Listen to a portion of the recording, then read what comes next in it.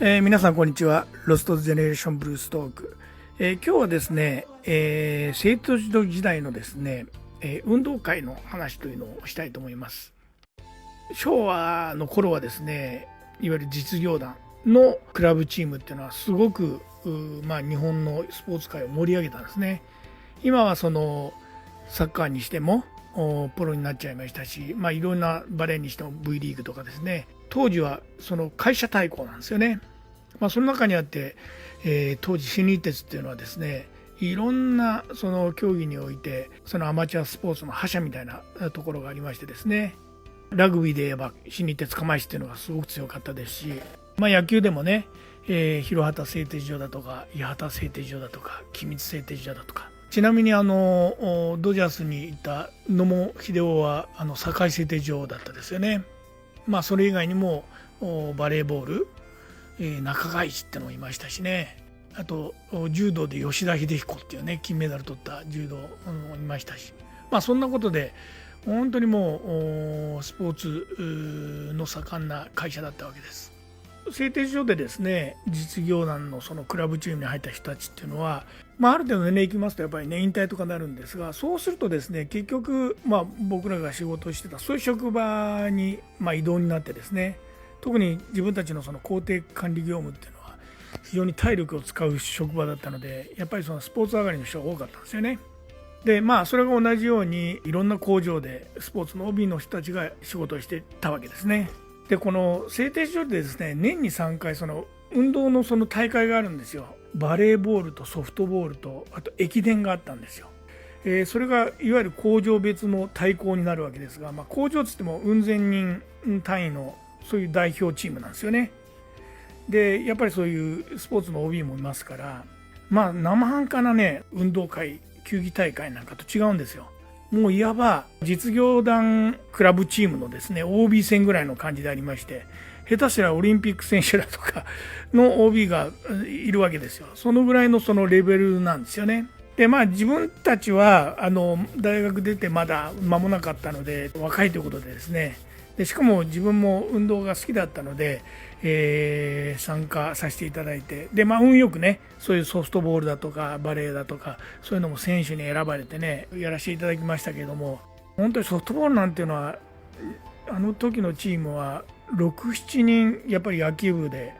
活躍されてた方じゃないですかね。もう飛んでいく打った球の弾道が違うんですよね。そんな感じだったですね。でその中で一番本当に大変だったのは駅伝なんですよ。ちょうど東海市にですね、大池公園っていうね、あれは貯水池だったのかな、